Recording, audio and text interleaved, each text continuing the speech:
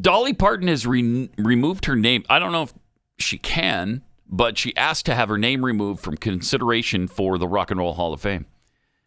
I love the article. The country singer known for crossover hits like Jolene.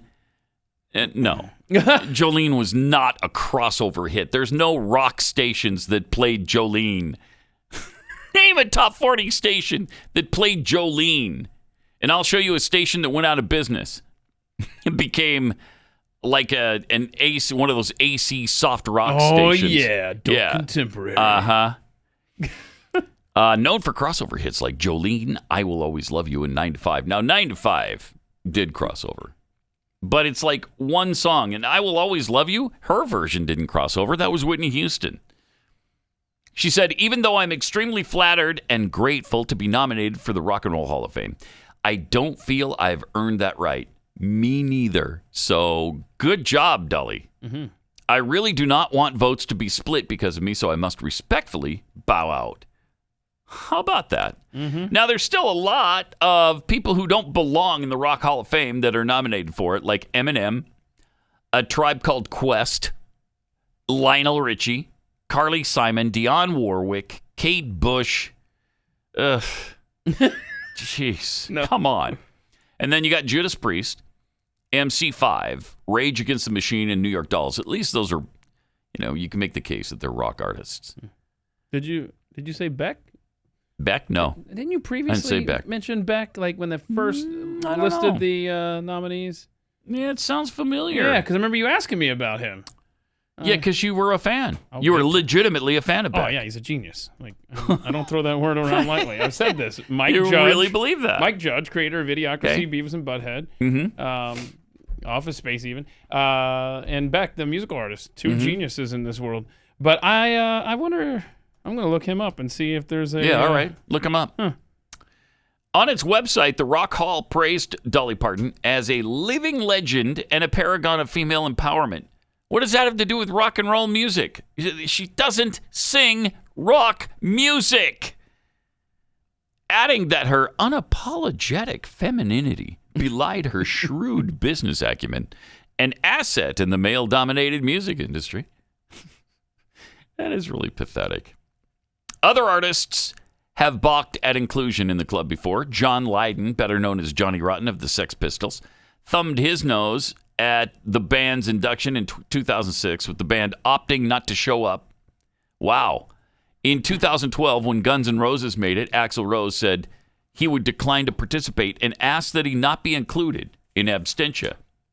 Both acts were inducted anyway, against their will. We don't want to be in your crappy hall. You know how many members there are? Oh, no. I'm hundreds.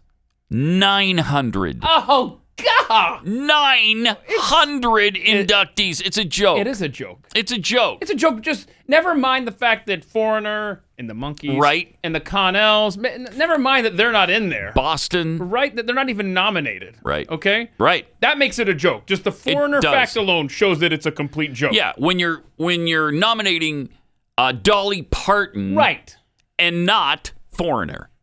And so, that aside. Yeah. The sheer numbers. The Hall of Fame is supposed to be the best of the best. Right. By the way, speaking of the best of the best, Beck is a nominee. I don't know why he's missing from that article. Oh, I don't either. But, yeah, he's nowhere in the article. Mm-hmm. Well, good. I'm so glad the genius Beck is being included. You should spend some time with his Colors album, Pat. Colors. His Colors album. Colors. Right. Yeah, I'll do that. Yeah, you will. I'll do that. Is that the one with Loser on it? No, it is not. That's the only Beck song with which I'm familiar because it's the only one that was ever played on Top 40 radio. Now, if you had told 1994 Keith, who was listening to Loser and singing along to it, and then the rest of the album, I was just like, I don't get it. Who would have been sitting here 30 years later saying, oh, dude's one of the two geniuses in the world. I mean, like, what are you talking about? He's one of only two geniuses? Yeah. Who's the other? I'm sorry, there's three, of course. There's Beck. I just told you that there's Mike Judge, Beavis and Butthead creator. Oh, right. Ain't that right, okay. Cornholio?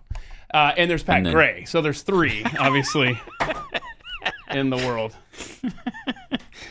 That was smart because now I've got to accept. Yeah. See, read the room. Y'all. I've got to accept your list. Read the room. Right. No, but seriously, the Rock and Roll Hall of Fame has done this joke. to themselves. They have. They're garbage. It's a garbage organization. It really is. Yeah. And you know what? At this point, as a Foreigner fan, do you even care? Like, I don't know. Whatever. No. I think this has pushed me over the edge.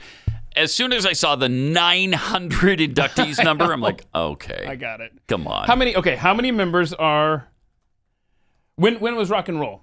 Probably 1955, we learned from... 55, 56-ish. We learned that from Back to the Future. Mm-hmm. All right, so how many... you do the math on the years there while I look up this.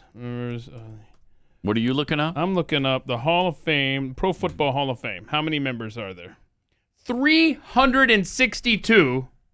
Oh, wow. Really? Yeah, the Hall of Fame. Now that's NFL, a real Hall of Fame. The Pro Football Hall of Fame was established in 1963. Huh. Pro football's been around for what? 80 some 9 or I don't know. 100 years probably. Less than 100 years. Mm-hmm. And it has a third of the members of rock and roll that's existed since 1955. And the Rock Hall itself wasn't until late 80s, early 90s. Right.